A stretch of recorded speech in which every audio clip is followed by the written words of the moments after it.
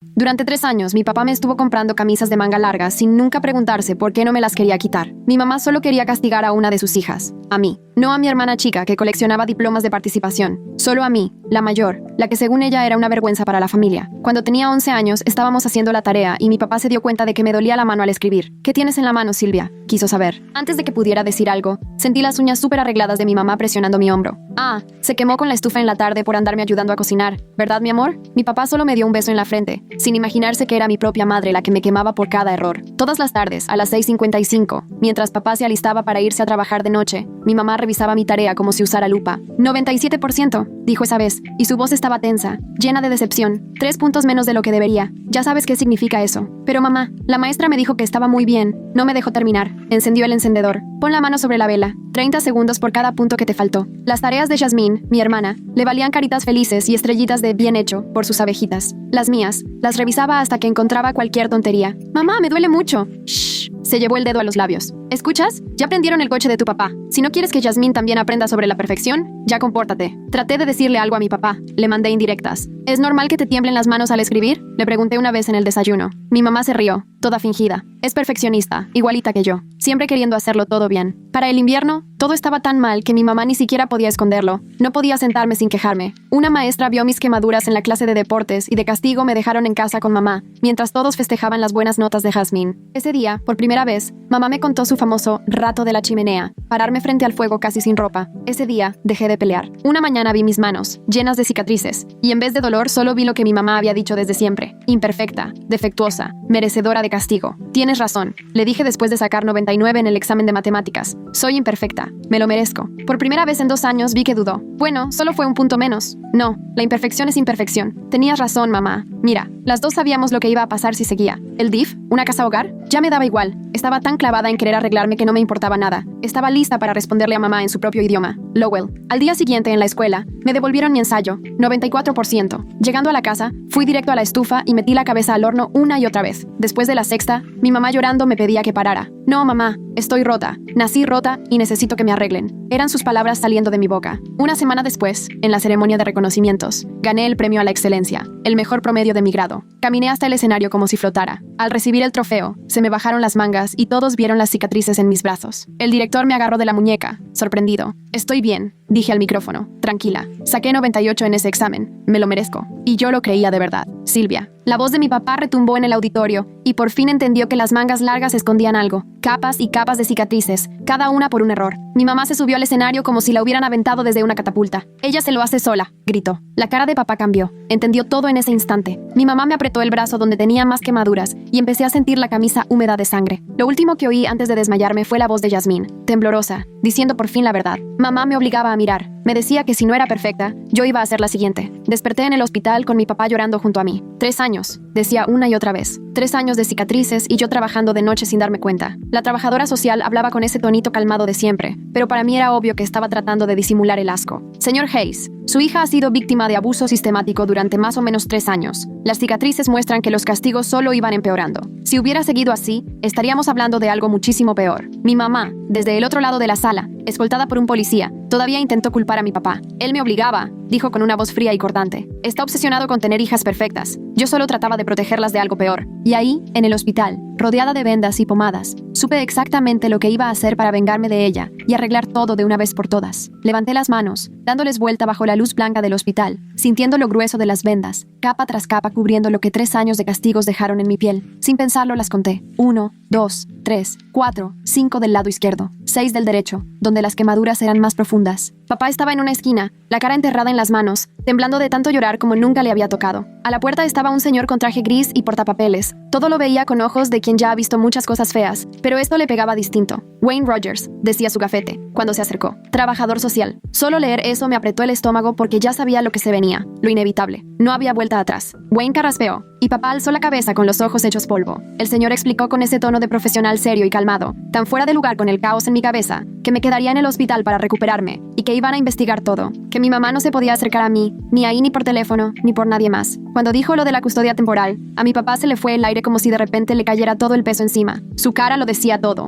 Por fin entendía la gravedad de todo, cuánto tiempo había estado pasando y cuánto no había visto. 3 años, murmuró otra vez, con la voz rota de dolor. 3 años de cicatrices y yo ni en cuenta, trabajando cada noche, una y otra vez, como si quisiera acomodar tanta tragedia en un rincón donde él pensó que todo estaba bien. Sentí como la rabia me subía, quemándome el pecho, porque él siempre estuvo ahí, nada más que en otro horario. Solo estaba tan cansado o confiado que nunca notó las señales que le mandé. Wayne se acercó a la silla donde estaba mi papá y le habló más suave, pero sin titubear. Ahorita la culpa no ayuda, dijo. Lo que sirve es cooperar con la investigación. Mi papá asintió como si fuera un muñeco roto, moviendo la cabeza mientras las lágrimas le escurrían por la cara. Tocaron la puerta y entró una señora con una cámara profesional y un flash grandísimo. Es la fotógrafa forense, me susurró Wayne. Necesita documentar tus lesiones como evidencia. ¿Estás de acuerdo? Contesté que sí casi sin pensarlo, y la palabra me salió más fuerte de lo que creí. Quería fotos que dijeran la neta. Imágenes que mi mamá no pudiera maquillar con sus mentiras, que mostraran lo que cuesta buscar la perfección cuando significa quemarte la piel. La forense se movió con calma, pidiéndome que pusiera los brazos de diferentes formas, que me diera vuelta para mostrar las cicatrices de las manos, que levantara la camisa para tomar la espalda donde la estufa dejó su marca. Yo no me moví ni un centímetro mientras ella disparaba la cámara, sintiendo como si algo cambiara dentro de mí. De la pena, pasé a sentir que todo eso ya no era mi vergüenza sino mi prueba. Ya no había secretos, ya eran pruebas.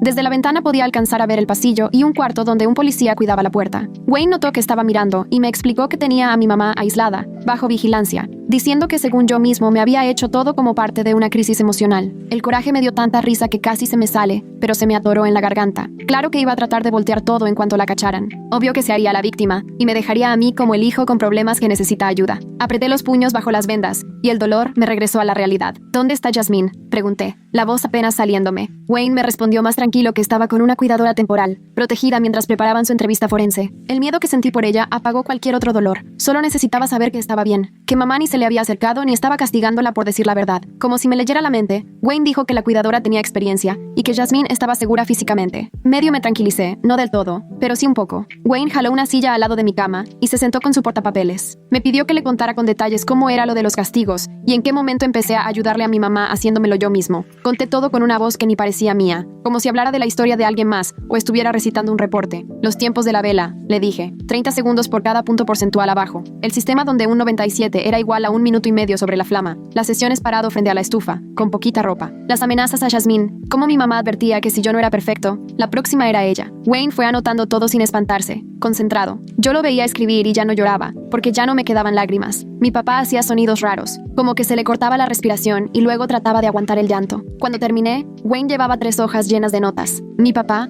con la voz rasposa, le preguntó si podía ser considerado para tener mi custodia una vez que me dieran de alta. Confesó ahí mismo que trabajaba de noche para evitar pelear con mi mamá, que nunca vio las señales porque estaba muy cansado, o demasiado confiado, o simplemente quería creer que no pasaba nada. Wayne le respondió que lo iban a evaluar, pero primero tenía que tomar un curso para papás y llevar terapia solo, que las buenas intenciones no cambian el pasado, pero que con esfuerzo constante se puede recuperar la confianza. Sentí que el coraje que traía bajaba tantito al ver que al menos aceptaba su error, que no buscaba excusas. Mi mente se regresó al momento de la premiación, cuando tomé el micrófono y la manga cayó y todos vieron lo que nadie se imaginaba. Recuerdo el silencio del auditorio, la directora sosteniendo mi muñeca, la sorpresa en los rostros, mi mamá subiendo hecha furia al escenario. Me cayó el 20 de que ahora había testigos. Ya no podía decir que esto era privado, o que inventé todo después. Había videos y documentos públicos del momento en que todo se supo. Wayne sacó unas hojas y me fue explicando la orden de restricción. Nada de llamadas, mensajes, ni querer contactarme por otras personas, ni aparecerse donde yo estuviera. Me pidió el teléfono para bloquear a mi mamá y evitar que me buscara por ningún lado. Se lo di, aunque me costó soltarlo después de años de estarme vigilando yo solo, revisando mensajes, asegurando que no faltara nada. Me obligué a dejarlo y ver cómo Wayne entraba a la configuración y bloqueaba números. El teléfono se veía chiquito en sus manos, y me di cuenta que no quería que me lo regresara pronto. No quería la tentación de checar si ella trató de buscarme, ni la ansiedad de esperar el siguiente mensaje. Wayne guardó mi celular en su portafolio y me dijo que ahí iba a estar seguro, hasta que yo sintiera que ya podía con eso, tomara lo que tomara. Se llevó su portapapeles y los papeles. Avisó que iba a pasar al siguiente día y se fue cerrando la puerta con mucho cuidado. Mi papá se quedó viendo sus manos junto a la ventana, como si las mirara por primera vez. El silencio era pesado, pero no incómodo, más bien rendido. Entró una enfermera a revisarme, ajustó mi suero y apagó un poco las luces, dejándonos en el brillo azul de los monitores. Al final mi papá se despidió y se fue al hotel que Wayne le consiguió, quedando yo solo en la cama del hospital, sin nada que planear, esconder ni calcular por primera vez en años. Esa noche dormí sin ponerme alarmas mentales a las 6:55, ni ensayar pretextos para las quemaduras, ni repasar tareas 1000 veces buscando errores que costaran piel. La libertad, en lugar de alivio, solo trajo pesadillas, de esas rápidas y bien intensas. Llamas quemándome los brazos mientras me cronometraban, la voz de mi mamá repitiendo imperfecto sin parar, porcentajes ardiendo en mis manos, exámenes llenos de marcas rojas que de pronto parecían sangre de verdad. Me desperté ahogada, como a las 3 de la mañana, con el corazón a mil y la bata del hospital hecha un trapo de sudor. El susto se me fue quitando poco a poco, y cuando finalmente me calmé, vi que había alguien junto a mi cama.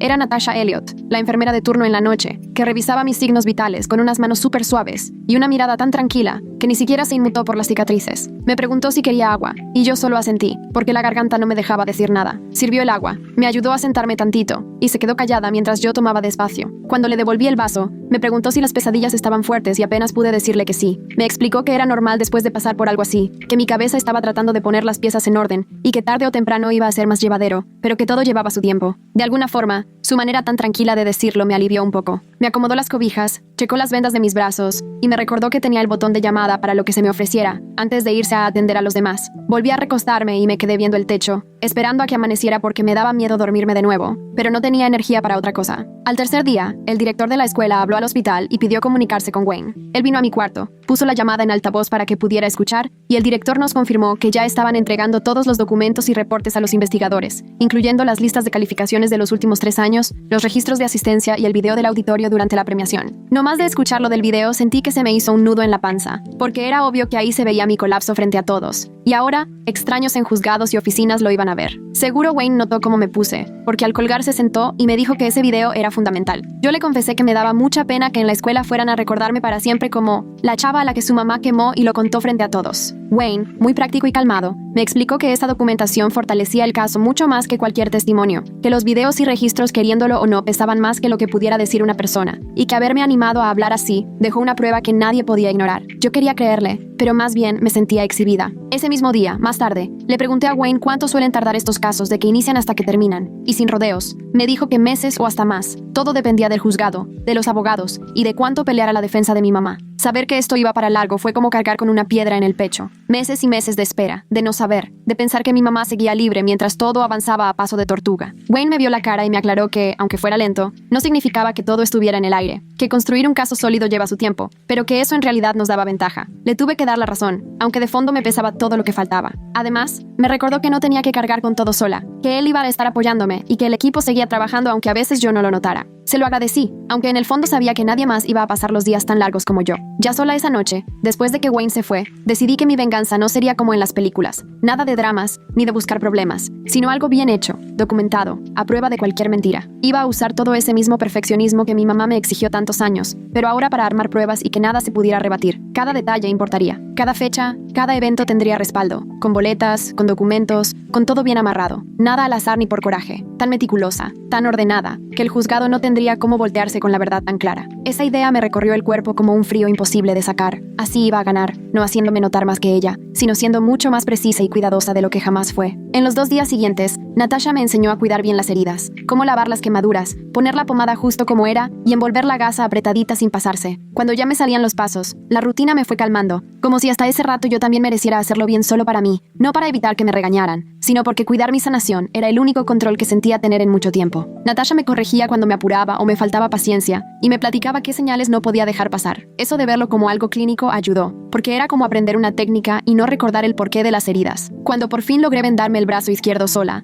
Natasha me sonrió y me dijo, «Lo estás haciendo muy bien». Oírla y saber que no era con condiciones me movió algo adentro que tenía mucho guardado. Al 5.º día, Wayne me dijo que la cuidadora de Jasmine avisó que estaba físicamente bien, pero muy seria. Casi no hablaba, salvo para preguntar si yo estaba bien. Saber que estaba sana me dejó respirar un poquito, pero enseguida me preocupé. Ese silencio en una niña que antes platicaba hasta por los codos quería decir algo. Le pregunté a Wayne si ya veía a algún psicólogo y me aseguró que sí, que la veían 2 veces por semana. Ese miedo de hermana mayor que me acompañó 3 años no desapareció, solo cambió de forma. Ahora ni siquiera podía asegurarme de que estaba bien. Ya no me tocaba a mí protegerla, y aunque sabía que la atendían profesionales, me costaba dejar de sentir que perdía el control. Le pedí a Wayne que me avisara si pasaba algo con ella, si decía algo importante, o si notaban que su estado empeoraba. Él me dijo que sí, y no me quedó de otra más que confiar en que ahora el sistema se iba a encargar de cuidarla, porque yo ya no podía. Al 6.º día firmé todos los permisos para que los investigadores pudieran ver las grabaciones de las cámaras de la escuela, además de todo mi historial médico y mis calificaciones de los últimos 3 años. Cada firma era como abrir una puerta que ya no iba a poder cerrar, dándole acceso a extraños a todo lo que había estado escondiendo detrás de mangas largas y mentiras bien planeadas. Wayne me iba explicando para qué servía cada papel, y yo los firmaba sin dudar, con la mano bien firme en la pluma. Ya estaba cansada de guardar secretos que solo protegían a mi mamá. Si los investigadores necesitaban saber de cada visita al doctor en la que yo mentía sobre cómo me había quemado, de cada calificación que provocó un castigo, de cada ángulo en que me veían en la escuela intentando que no se notaran las heridas, pues ni modo,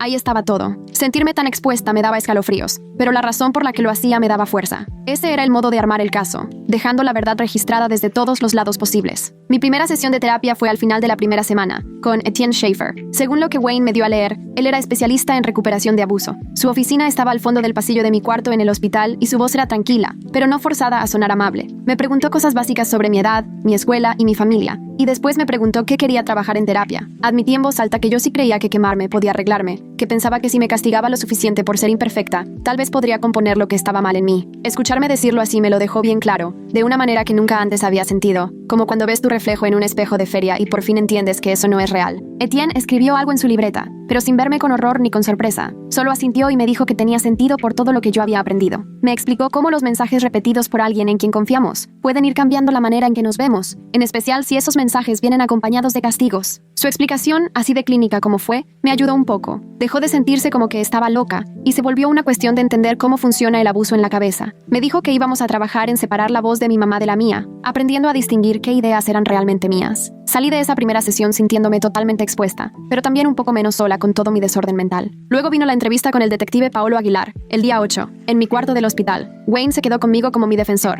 Paolo tenía su libreta y una actitud profesional, tranquila, que hasta me recordaba lo firme que era Wayne. Me pidió que le contara todo con detalles, sobre todo fechas y qué causó cada castigo. Le expliqué lo del examen de matemáticas donde saqué 97% y me topé 90 segundos con la vela, el 15 de octubre del año pasado. El ensayo que me devolvieron con 94% el 3 de marzo, lo cual llevó al incidente con el horno. La sesión es pegada a la calefacción que me ponían cada vez que sacaba menos de 95% y que podía vincular con fechas muy específicas de las boletas. Paolo tomó notas muy detalladas. Me hizo preguntas para aclarar algunos puntos, pero sin juzgar, solo para armar los hechos. Me dijo que el nivel de detalle y mi memoria eran justo lo que hacía falta para construir un caso fuerte, que tener fechas y evidencia hacía las acusaciones mucho más sólidas. Sentir esa validación fue extraño, pero también bueno. Después de tanto buscar ser perfecta solo para evitar castigos, de repente mi forma de recordar todo servía para defenderme. La enfermera forense, la que me revisó el primer día, regresó con su informe en el día 9 y se lo explicó a Paolo mientras yo escuchaba. Dijo que mis cicatrices encajaban totalmente con quemaduras provocadas por otra persona, no autoinfligidas, y que la ubicación y la distribución de las marcas indicaban claramente que había mano externa. La palabra infligida se me quedó bien grabada en la cabeza. Empecé a diferenciar lo que me habían hecho de lo que yo pensaba que merecía. Mi mamá fue quien infligió esas quemaduras. Ella fue la que escogió la vela, el cronómetro y las amenazas. No fue porque yo me las hubiera ganado por no ser perfecta. Sobreviví a pesar de todo lo que hizo para convencerme de lo contrario. La enfermera le mostró a Paolo fotos con anotaciones, indicando el patrón y las fases de las cicatrices, dejando claro que se trató de abuso sistemático y prolongado. Oír ese lenguaje tan clínico sobre mi propio cuerpo se sentía raro y distante, pero también ayudó, porque era como si por primera vez alguien dijera la verdad sin rodeos ni justificaciones. El día 10, mi papá se reunió con la trabajadora social de protección infantil, allá en una sala de juntas al fondo del pasillo. Después Wayne me contó que mi papá aceptó cambiar de turno de noche a turno de día en cuanto nos devolvieran con él, y que se inscribió en cursos para padres que empiezan la próxima semana en el centro comunitario. La trabajadora social le dio información sobre cómo identificar señales de abuso y factores de protección. Yo lo vi por la ventanita saliendo de la reunión, con todos los papeles en la mano, y con los hombros caídos, como si de plano todo el peso se le viniera encima. Wayne regresó a mi cuarto y me explicó, en palabras sencillas, todo lo que había pasado. Mi papá por fin estaba haciendo algo más que solo pedir perdón una y otra vez. Yo todavía no estaba lista para perdonarlo por todos esos años en que permitió las quemaduras y castigos sin darse cuenta, pero sí veía que al menos esta vez estaba intentando cambiar. Ese esfuerzo sí importaba, aunque la confianza faltara mucho para repararse. La subprocuradora llegó al día siguiente. Se llamaba Arabella Moore, vestía un traje gris y traía una carpeta bajo el brazo. Se sentó junto a mi cama y me explicó que estaba revisando mi caso para decidir qué cargos iba a presentar. Wayne se quedó como mi defensor mientras ella hablaba. Arabella me leyó la lista de posibles cargos con una voz tranquila, pero que hacía que todo se sintiera oficial, y la verdad, aterrador. Abuso infantil agravado era el principal. También mencionó la palabra tortura. Escuchar esas palabras sobre lo que me hizo mi mamá me dejó un nudo en la garganta. Tragué saliva y traté de no quebrarme. Fue una sensación extraña, porque por fin alguien con poder legal estaba diciendo que lo que viví era serio y real, pero también fue devastador, porque estar en un proceso penal ya no era solo un asunto de familia, ahora eran pruebas, testimonios y registro público. Arabella me preguntó si entendía cómo funcionaba un juicio. Asentí con la cabeza y me dijo que el proceso duraría meses, que tenía que estar preparada. Le respondí que sí, que estaba lista, aunque las manos me temblaban debajo de las cobijas. La orientadora de la escuela me contactó por medio de Wayne el día 12. Mandó un mensaje para preguntar sobre posibles adaptaciones en mis tareas de escritura y en la clase de educación física, porque todavía traía las manos vendadas y seguían sanando. Wayne me llevó la lista de opciones que ella propuso. Tareas en las que podía escribir en la compu en vez de usar lápiz y papel, más tiempo para los exámenes y dejarme fuera de ciertas actividades de educación física que pudieran afectar mis quemaduras. Al ver la lista, sentí algo raro, como si de pronto alguien me diera permiso de no ser perfecta y no pasara nada. Por primera vez, alguien me decía que si no podía con todo, estaba bien, que no me iban a castigar solo porque estaba lastimada. Le dije a Wayne que sí quería intentar las tareas adaptadas. Él le marcó a la orientadora y en ese momento arreglaron todo, mientras yo estaba sentada ahí pensando que tal vez la escuela no tenía que ser ese lugar donde cada error se cuenta y todo queda registrado. Esa misma tarde le pedí a Natasha papel y pluma. Me trajo un bloc legal y pasé 2 horas haciendo una lista súper detallada de todos los objetos que mi mamá usaba para castigar. Anoté las velas blancas que chorreaban ceras y quedaban prendidas mucho rato,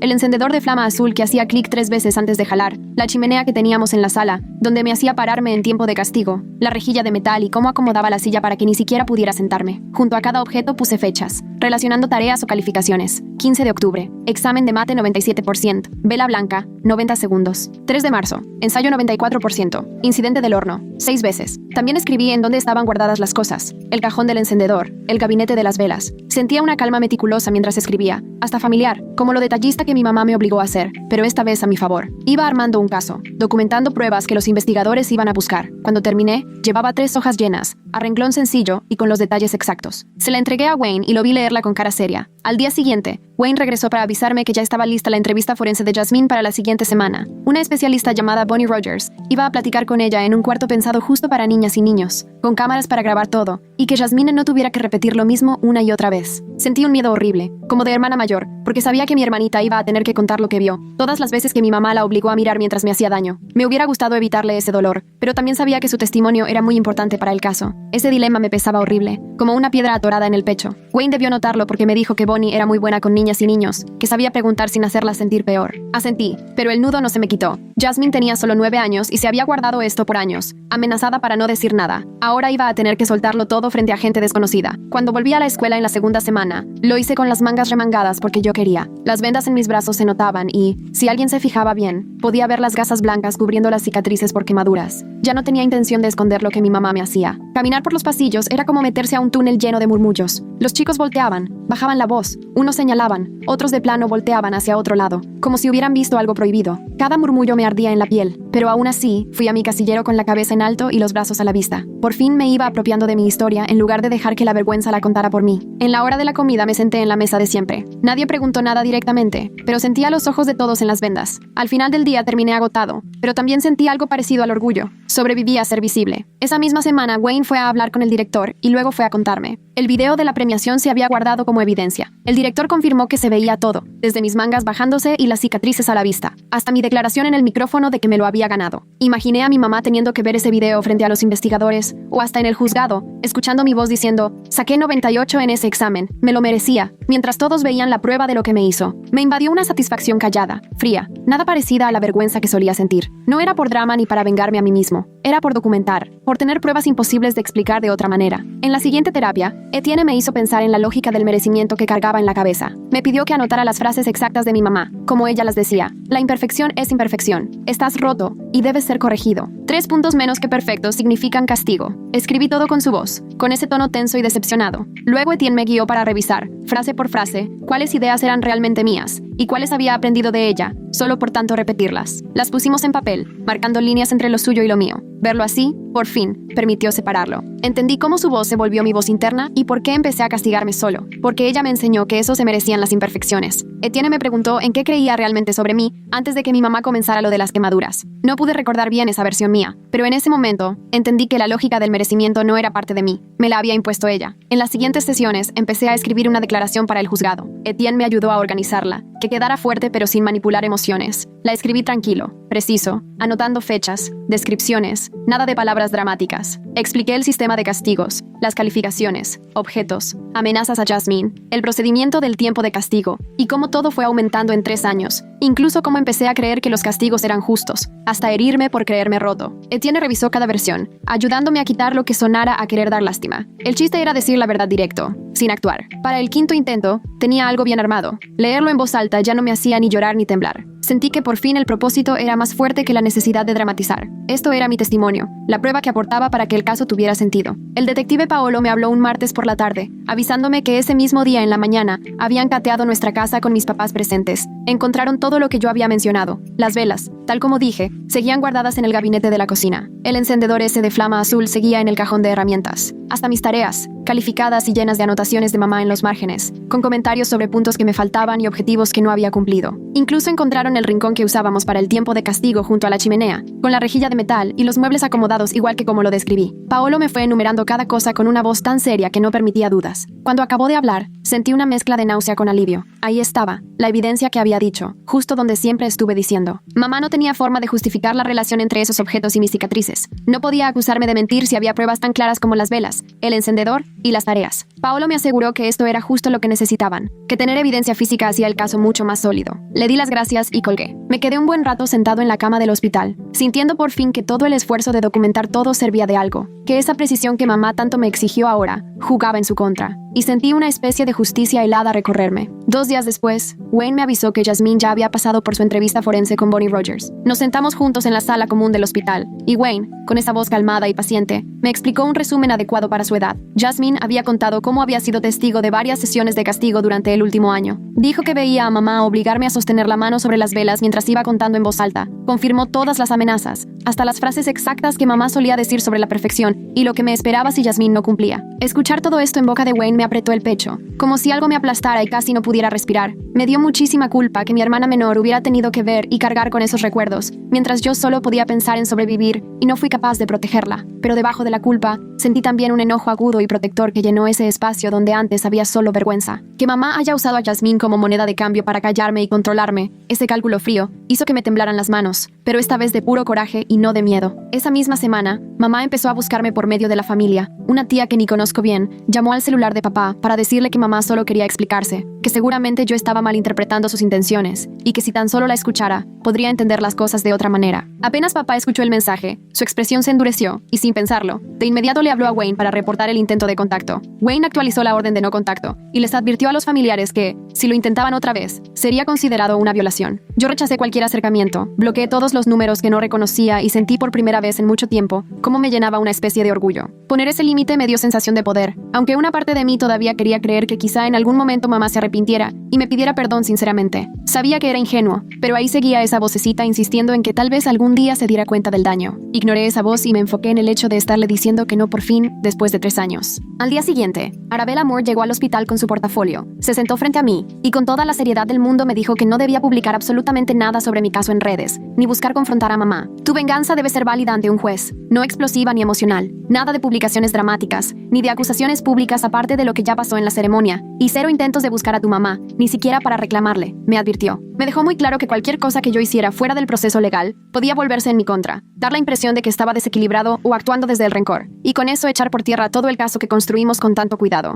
Me dio muchísima frustración que me pidieran otra vez que me quedara callado, cuando lo único que quería era gritarle al mundo lo que me había hecho mi mamá, manejar yo la historia, pero mejor me enfoqué en hacer aún más detallada mi documentación. Regresé a mi cuarto del hospital y agregué información a mi línea del tiempo. Revisé fechas con los calendarios de la escuela. Me aseguré de que mis pruebas fueran imposibles de rebatir, aunque no lucieran tan impactantes. Unos días después, papá me mandó por mensaje fotos de un departamento sencillo, de 2 recámaras que estaba viendo, para ver si podía ser nuestro nuevo hogar. Eran fotos de paredes blancas, electrodomésticos básicos, todo limpio pero simple. Una foto mostraba la sala con un sillón manchado en uno de los cojines, otra la cocina con jaladeras distintas entre sí. Me quedé mirando esas imágenes por mucho tiempo, pensando en lo que papá había decidido enseñarme. Eligió un lugar sencillo, funcional y seguro, sin buscar aparentar nada ni pretender una perfección de revista. Y eso, sin saber por qué, me hizo sentir un poquitito más tranquilo. No es que de repente me sintiera confiado, pero sí fue un pequeño paso adelante. Papá quería enseñarme con hechos que ahora entendía lo que realmente importaba. En mi siguiente sesión de terapia, Etienne me propuso empezar lo que él llamaba un diario de errores. El concepto era fácil de explicar, aunque al principio a mí me parecía imposible. Anotar mis errores del día, sin castigarlos ni buscar arreglarlos, solo registrarlos y seguir. Así que ese mismo día compré una libretita en la tienda del hospital y comencé. Derramé jugo en el desayuno. Olvidé entregar un libro a tiempo en la biblioteca. Me equivoqué en 2 problemas de la tarea. Respondí mal una pregunta en un examen. Escribir cada error era como atreverme a tocar una estufa caliente, esperando el dolor de siempre. Pero castigo no hubo.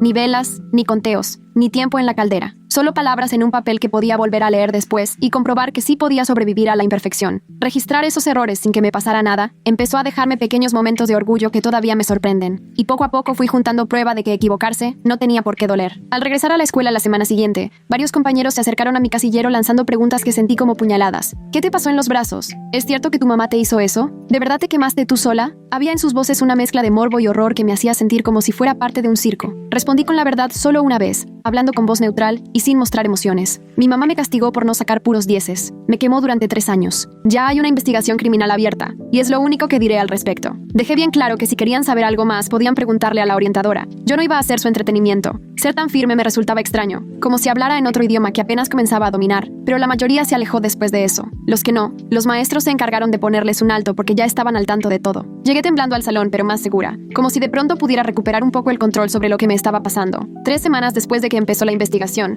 Paolo me habló con noticias sobre la defensa de mamá. Su abogada decía que todo era parte del perfeccionismo cultural y de exigir mucho en la escuela, que no era abuso, y pretendía hacerlo pasar como disciplina exagerada de una madre inmigrante que no entendía las reglas de aquí. Sentí una rabia amarga mientras escuchaba a Paolo porque entendía perfectamente lo que mamá buscaba. Era puro control de daños, nada genuino. Sus castigos jamás fueron para enseñarme nada, ni tenían que ver con valores culturales. Era un rollo de control, de sentirse poderosa frente a alguien indefenso, de intentar llenar algo que traía roto por dentro y por eso tenía que lastimarme. Eso del perfeccionismo era solo otra de sus mentiras, para cambiar la historia y hacer que la vieran como víctima, y no como lo que realmente fue. Así se lo expliqué a Paolo, y él lo anotó, diciendo que esa claridad para ver la manipulación sería clave en la corte. La orientadora escolar me citó para revisar mi historial de calificaciones de los últimos 3 años. Nos sentamos en su oficinita con todos los papeles sobre el escritorio, viendo gráficas donde se notaba que mientras mi promedio subía, las lesiones registradas también aumentaban. De 3.7 pasé a 3.9 y después a 4.0, y cada vez había más visitas a urgencias por quemaduras, 6 justificantes de educación física por lesiones en las manos y el último internamiento con cicatrices evidentes. La orientadora fue siguiendo las gráficas con el dedo,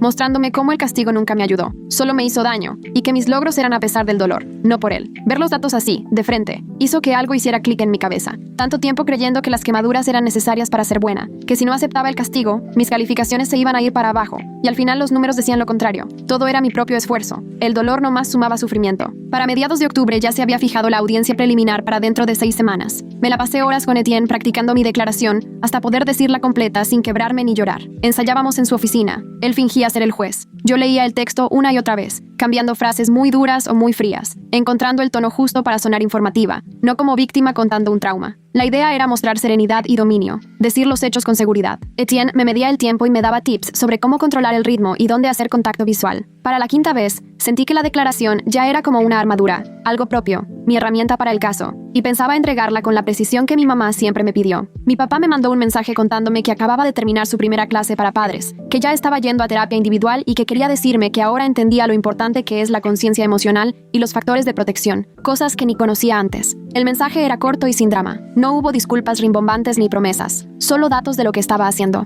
Yo lo leí 2 veces y el pecho se me apretó, porque todavía no lo perdonaba y quizá me iba a tomar mucho tiempo poder hacerlo, pero sí noté el esfuerzo. Iba a las clases, cumplía las terapias, me contaba sus avances aunque nadie se lo pidiera. Eso valía más que cualquier disculpa vacía. Sus acciones hablaban más fuerte que sus palabras, y aunque fuera lento y sin garantía de cambiar, de verdad estaba intentándolo. La visita supervisada con Jasmine fue 2 semanas después, en un cuartito del DIF, con una trabajadora social sentada en la esquina tomando nota de todo. Jasmine estaba frente a mí, con hojas y colores entre nosotras, moviendo un crayón morado en círculos sin atreverse a mirarme. La vi colorear durante un buen rato hasta que por fin levantó la vista y me preguntó, con una vocecita, si aún era importante ser perfecta para mí. Esa pregunta me pegó fuerte porque, detrás de ella, escuché el miedo a que yo también me estuviera volviendo como mamá pero de otra forma. Me incliné hacia ella y le aseguré, muy seria, que en nuestra casa la perfección ya no importaba, nunca más, y noté un pequeño cambio en su cara. No estaba del todo convencida, pero relajó los hombros y siguió pintando más tranquila. Sentada ahí, mirándola, entendí que ahora me tocaba ser quien pone las reglas y cuida, no solo quien recibe el daño. La responsabilidad pesaba, pero también me parecía lo correcto, aunque no supiera cómo explicarlo. Ya en la escuela, la semana siguiente, escuché a 2 niñas en el baño diciendo que la abogada de mamá andaba diciendo que yo era inestable y problemática, que todo se estaba exagerando. El chisme ya se había corrido y hasta en los pasillos sentía las miradas diferentes. Mi primer impulso fue pararme y gritar en la cafetería cafetería, contarles todo con pelos y señales. Pero me acordé del consejo de Arabella, mantener la calma y dejar que los hechos hablaran por mí. Así que preferí callar y seguir mi camino. Sentía como la rabia me quemaba el pecho, pero para no perder la cabeza esa noche,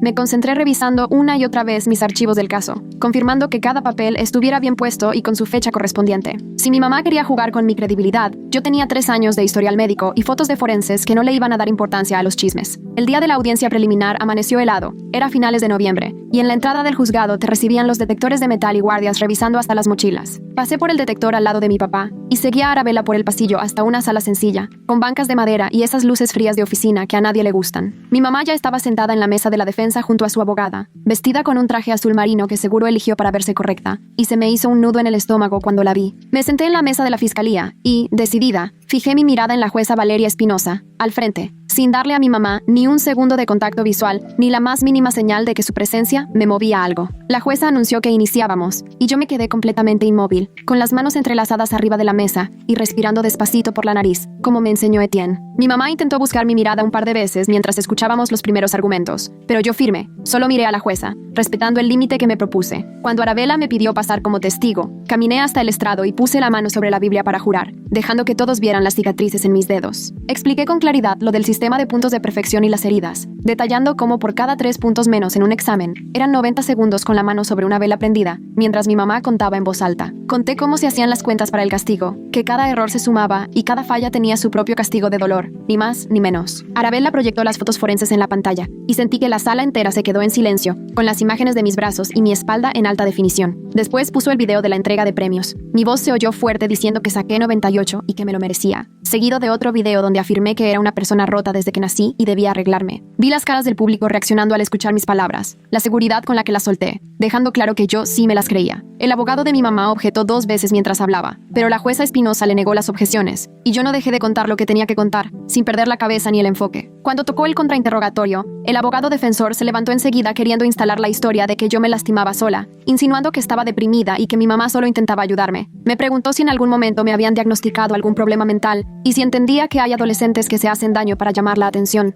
Yo, sin perder la calma, esperé que terminara y luego le respondí con las mismas palabras de mi mamá, que la imperfección es imperfección y que en mi casa así se vivía. Luego aclaré que esas eran sus reglas, estas mis cicatrices, y que si quería le podía decir exactamente cuándo y por qué cada lesión. Intentó detenerme, pero yo seguí y le expliqué, por ejemplo, que la quemadura en la muñeca izquierda era por sacar 96 en historia, y el grupo de marcas en el antebrazo derecho era por 2 errores de matemáticas. Lo dejé sorprendido con tanta precisión y después de 10 minutos, mejor se sentó. Después pasaron la entrevista grabada de Bonnie Rogers con Jasmine, y todo se quedó en silencio al escucharse la voz de mi hermana menor por las bocinas. Jasmine contó cómo me vio poner la mano en la flama mientras mi mamá contaba fuerte, temblando de miedo porque le dijeron que si no era perfecta, le tocaba a ella. En la grabación también dijo que tenía miedo de decirle a alguien, pues mi mamá la amenazaba con que nos separarían y sería su culpa. Oír todo eso de mi hermana dolió, y al mismo tiempo me dio fuerza, porque sí dolía lo que vivió, pero también era un alivio escuchar la verdad por fin. Me aferré a mirar la mesa y respiré hondo para aguantar las ganas de llorar, sabiendo que perder la calma no iba a ayudar en ese momento. La jueza Espinosa no tardó ni 5 minutos en dar la orden de restricción, sin dudarlo, dejando claro que toda la evidencia mostraba un patrón de abuso que requería protección continua. Determinó que el juicio sería en 3 meses y estableció las reglas que seguirían vigentes mientras tanto. Mi mamá seguía intentando buscarme la mirada desde el otro lado, queriendo decirme algo que no alcancé a descifrar, pero no le di chance. Yo seguía atenta a la jueza Espinosa, y la calma que sentí era sobria y tranquila. No era un triunfo ni un festejo, era poner un alto y asegurarme que habría protección. Al terminar, Arabella se llevó a mi papá aparte para explicarle que le asignaron la custodia temporal, mientras CPS hacía la revisión completa. Entre las condiciones estaba que ambos siguiéramos en terapia,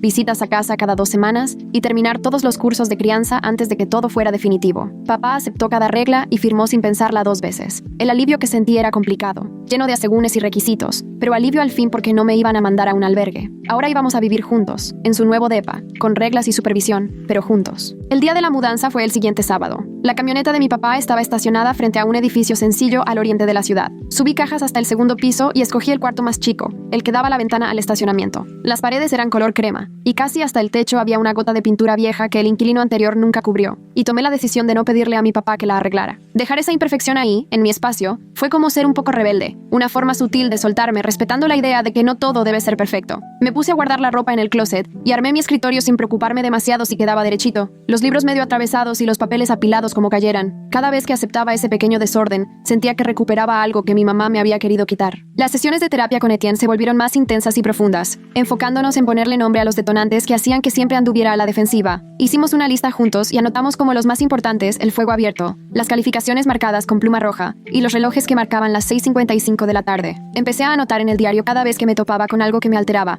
escribiendo lo que pasaba y cuánto tiempo me tardaba en tranquilizarme. Etienne me explicó que ponerle nombre a las cosas que me detonaban ayudaba a que no me agarraran en curva, porque así podía anticiparlas y manejarlas mejor en vez de entrar en pánico sin aviso. El registro se volvió una nueva forma de ser precisa, pero esta vez era para sanar, no para castigarme. Empecé a notar patrones en mis reacciones, y eso me dio una claridad que hace años no sentía, como si tuviera el control de nuevo. 3 días después, el detective Paolo me llamó al celular mientras hacía tarea en la mesa de la cocina y me avisó que mi mamá había roto la orden de restricción. Un primo lejano por parte de ella, a quien ni conozco bien, me mandó mensaje por Facebook diciendo que mi mamá solo quería hablar conmigo. Le mandé la captura a Paolo en ese mismo instante y él me dijo que eso le servía al caso, porque mostraba que mi mamá no podía seguir órdenes judiciales, ni aunque tuviera cargos encima. Mi enojo dejó de sentirse como una herida sin sentido y se fue convirtiendo en algo enfocado, casi útil, como si por fin mi rabia sirviera para algo y ya no solo me estuviera quemando por dentro. Paolo incluyó la violación en su informe y le mandó copia a Arabella para que la usara en la siguiente audiencia de fianza. La semana después, estuve en la oficina de Arabella, repasando mi declaración de impacto, línea por línea, con ella corrigiéndome para que sonara firme y no emocional. Practiqué leyéndola en voz alta mientras ella tomaba el tiempo y hacía comentarios sobre mi ritmo. Sentía como si estuviera tomando toda la obsesión por la perfección de mi mamá y usándola para buscar justicia, no para controlarme, como si la precisión ahora sirviera de herramienta y no de castigo. Arabella me interrumpió un par de veces para recortar frases que sonaban muy enojadas, y una vez para incluir un detalle médico que hacía más claro el patrón. Después de la tercera vez que la leí, ya pude terminar sin que se me quebrara la voz ni me ganaran los nervios. La escuela me invitó a una reunión de personal sobre cómo denunciar y reconocer señales de abuso. Acepté, porque la orientadora dijo que podía servir para ayudar a otros chicos. Escuché al director y a una capacitadora de CPS explicar señales de alerta y cómo documentarlas durante 40 minutos. Al final, cuando preguntaron si quería decir algo, solo solté una frase: véanme, incluso cuando nos volvemos expertos en escondernos. Varias maestras se limpiaron los ojos y el director me agradeció. Salí de ahí con la idea de que tal vez mi experiencia sí podía servirle a alguien más. Al día siguiente por la tarde, le entregué a Arabella mi versión final de la declaración de impacto, con una frase en la que trabajé varios días. De ella aprendí la perfección. Ahora la uso para documentar. La leyó ahí, de pie. Luego me miró y me dijo que era justo lo que el tribunal tenía que escuchar, porque era claro, fuerte e imposible de ignorar. Sentí un orgullo que no tenía nada que ver con calificaciones o diplomas, sino más bien con la certeza de haber construido algo firme. La audiencia para revisar la fianza fue en el cuarto mes, un martes en la mañana, con seguridad en la sala y a puerta cerrada. Arabella pidió que le retiraran la fianza a mi mamá por violar la orden de no contacto, mientras la defensa insistía en mandarla a tratamiento en vez de a la cárcel. Yo estaba sentada en la galería con las manos bien apretadas, tratando de tranquilizarme respirando como me enseñó Etienne. Cuando fue mi turno, me pasé al estrado y juré decir la verdad. Leí mi declaración ante la jueza Espinosa sin dramatizar ni llorar, solo presentando tablas con los horarios de los castigos, registros de consultas médicas y todas las cuentas del dolor acumuladas durante 3 años. Mi voz sonaba fría pero firme, controlada y clara, y vi cómo la jueza fue endureciendo el gesto mientras me escuchaba. Metí también el sistema de porcentajes, el patrón de cómo subían las cosas, y el testimonio de Jasmine sobre las amenazas. Cuando terminé, por unos segundos no se oyó nada hasta que Arabella me agradeció y volví a mi asiento. La jueza Espinosa no quitó la fianza, pero sí puso reglas mucho más duras, como monitoreo electrónico y restricciones estrictas de no contacto, con consecuencias penales si se volvían a romper. No era lo que yo quería, pero al menos fue una señal clarísima de que el tribunal se estaba tomando las cosas en serio. Entendí que avanzar tantito sigue siendo avanzar, y que el sistema legal va en pasos pequeños, no en triunfos de película. Esa noche mi papá me pidió hablar después de que Jasmine se durmiera, y nos sentamos en la mesa de la cocina con tazas de té a las que nadie les dio ni un sorbo. Se disculpó sin excusas, diciendo que él debió darse cuenta y protegerme, y que lo sentía de verdad. Acepté su disculpa, pero también le dejé claro que un simple "lo siento" no borra lo que pasó, y que solo con hechos, con constancia, se puede reconstruir la confianza. Él asintió, sin defenderse ni justificarse, y sentí que por primera vez sí me estaba oyendo, y no solo esperando para contestar. Al día siguiente, Jasmine durmió toda la noche sin pesadillas, por primera vez desde que todo salió a la luz. Papá hizo hot cakes para celebrarlo, pero no armamos fiesta ni hubo globos ni discursos. Solo desayunamos juntos y reconocimos en silencio que esos momentitos también cuentan mucho. Jasmine sonrió con todo el jarabe en la barbilla y pidió más, y ese instante tan simple se sintió más valioso que cualquier gran gesto. Unos días después me reuní con la orientadora de la escuela para armar un plan de semanas con menos carga, para usarlo cuando me costara concentrarme por el trauma. Planeamos que esos días pudiera pedir tareas más sencillas o plazos más largos, sin penalizaciones. Tener adaptaciones oficiales que reconocieran lo que viví, sin que me vieran como alguien roto, me hizo sentir que pedir lo que necesito ya no es vergonzoso,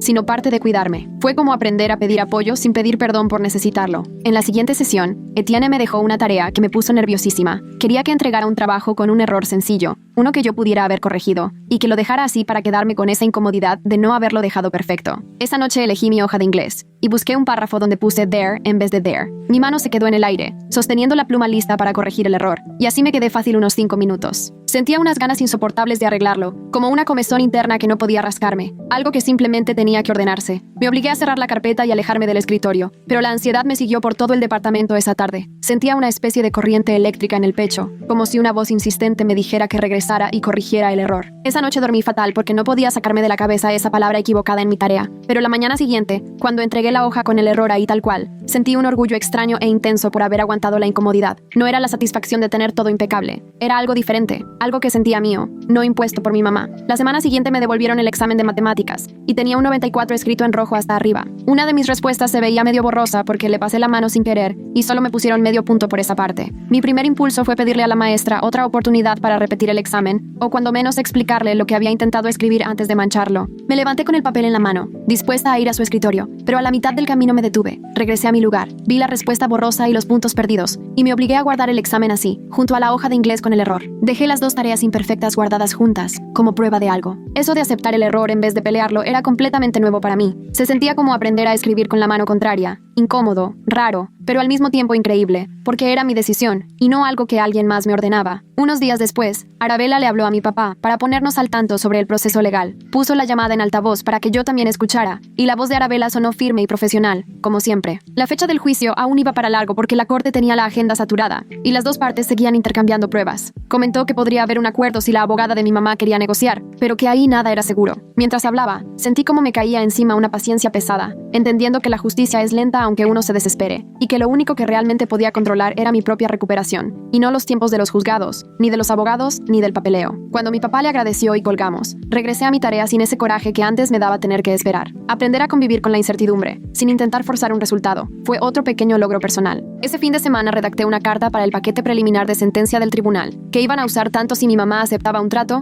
como si llegaban a juicio y la declaraban culpable. La escribí en mi laptop, sentada en la mesa de la cocina mientras mi papá cocinaba. Ahí describí incidentes específicos con fechas, y conté cómo esos castigos habían afectado mi vida cotidiana y mi confianza en la gente. La redacté con un tono claro y directo, sin dramatismos ni exagerar nada. Tener la carta lista sin estar obsesionada con lo que iba a pasar en el caso, se sintió como prepararme con madurez, en vez de estar solo reaccionando a lo que fuera saliendo. Cuando terminé se la mandé a Arabella, y en menos de una hora me contestó diciendo que era justo lo que necesitaban, y que la iba a agregar al paquete. Tener algo útil que hacer con las manos y la cabeza, en vez de solo esperar, me ayudó muchísimo. Unas noches después, mi papá y yo nos sentamos juntos, ya que Jazmín se había dormido, y escribimos las reglas de la casa en una hoja de cuaderno. Apuntamos cosas como: los errores son para aprender, las calificaciones no definen cuánto vales, y pedir ayuda es una fortaleza, no una debilidad. Cada regla era como decidir el tipo de casa que queríamos construir, y no solo seguir viviendo bajo las formas de mi mamá. Al terminar pegamos la hoja con imanes en el refri, justo donde todos podíamos verla a diario. Asumir la responsabilidad de nuestro espacio y acordar juntos qué valores importaban se sintió como empezar algo desde cero. La letra de mi papá se veía toda torcida comparada con la mía, y aunque normalmente eso me habría molestado, la dejé así porque su imperfección la hacía sentir más auténtica y de nosotros. Al día siguiente, en la tarde, Jazmín me interceptó en el pasillo con los brazos cruzados y voz bajita, llena de preocupación. Me preguntó si iba a tener que testificar en el juicio, si la iban a hacer sentarse en el tribunal y contar todo otra vez frente a gente desconocida. Vi el miedo reflejado en sus hombros y cómo le costaba mirarme mientras hablaba. Papá salió del cuarto y entre los dos le explicamos que su entrevista con Bonnie ya contaba como testimonio, que ella ya había hecho lo que le tocaba y que eso era suficiente. Le dijimos que esa grabación podía presentarse en el tribunal, así que no tenía que ir en persona a menos que de verdad ella quisiera. Vi cómo el alivio le bajó hasta los pies, relajó los hombros y hasta su expresión cambió. Ahí me cayó el 20 de que protegerla de más tormentos sí era algo concreto que podía hacer, algo real que marcaba la diferencia. 2 semanas después, estaba preparando té en la cocina y sin querer me quemé la mano con la tetera. Fue una quemadura leve, apenas una marca roja, pero en cuanto pasó sentí como mi cuerpo se tensaba esperando la vieja reacción de pánico. Pero en vez de perder la calma, caminé tranquila al baño. Usé todo lo que Natasha me enseñó de primeros auxilios en el hospital. La limpié bien, puse un poco de ungüento y la cubrí con una curita. Luego lo anoté en mi celular como tema para mi próxima sesión de terapia. Mi mano no tembló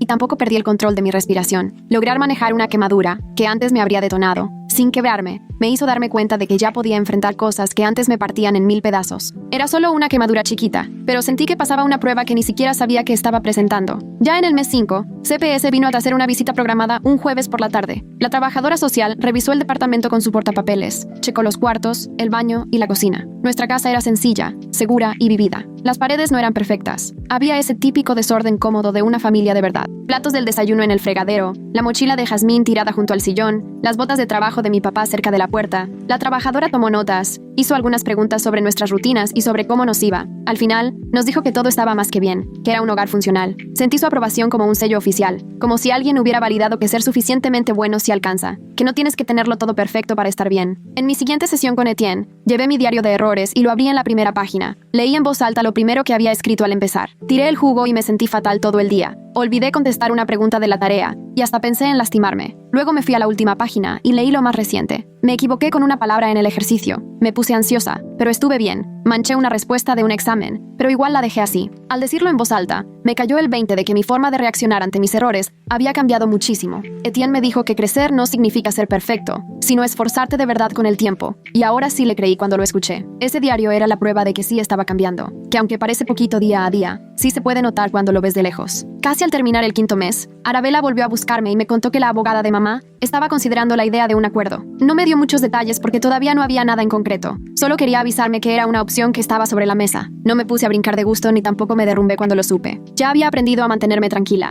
Sí quiero justicia y responsabilidad, pero también entiendo que el sistema legal tiene su propia manera extraña de hacer las cosas y sus tiempos, que ni de chiste puedo controlar. Al final, lo que tuviera que pasar iba a depender de la evidencia, las negociaciones y lo que decida la corte, no de cuántas ganas yo tuviera de que algo saliera de cierta manera. Esa paciencia que sentía no era rendirme, más bien era entender que algunas cosas toman el tiempo que tienen que tomar y que por más que uno le meta presión, no van a pasar más rápido. Una semana después de la llamada con Arabella, fui al súper porque buscaba algo especial. Pasé junto a las plantas caras y directo me fui a las que estaban en oferta, allá al fondo. Había una macetita de potos, toda humilde, rebajada porque ya casi la mitad de sus hojas estaban cafés en las orillas. La etiqueta decía que necesitaba agua moderada y que si te pasabas de riego se le caían las hojas. Perfecto. Por 3 pesos la compré y me la llevé en una bolsa de papel a la casa, poniéndola en la ventana de mi cuarto donde le daba la sombra que le gustaba. Cuidarla era fácil, pero tenía que pelear conmigo misma cada día. Las manos me ardían por ponerle agua a cada rato, estar checando la tierra, queriendo controlar todo al milímetro. Pero respiré hondo y me propuse solo regarla una vez a la semana y dejarla tranquila el resto del tiempo. Cuando veía que alguna hoja se ponía amarilla y caía, simplemente la recogía y la tiraba sin hacer drama ni querer arreglar lo malo que supuestamente había hecho. La planta seguía creciendo, sacando ramitas nuevas aunque no fuera perfecta. Aprender a dejar que algo no fuera perfecto y siguiera vivo se volvió mi reto. Hacer menos, no más. Esa tarde, los 3 nos sentamos en la mesa vieja de la cocina a hacer tarea juntos. Papá andaba clavado con su examen de práctica del JED. Jasmine coloreaba un mapa para ciencias sociales y yo terminaba unos ejercicios de historia. Nadie estaba midiendo el tiempo. No había velitas prendidas ni rondas de revisión a las 6:55. Jasmine se equivocó en su dibujo. La goma le hizo un manchón. Solo se encogió de hombros y siguió pintando como si nada. Papá falló una pregunta en su examen y la marcó para revisarla después, sin pena ni nada. Yo escribí una respuesta mal, la taché y puse la correcta. El reloj de la pared iba a su ritmo, mientras nosotros hacíamos lo nuestro. Nadie contando los segundos, nadie pensando en castigos. Éramos solo 3 personas sacando la tarea como podíamos, construyendo poco a poco entre paciencia y cicatrices, pero también aprendiendo a respirar.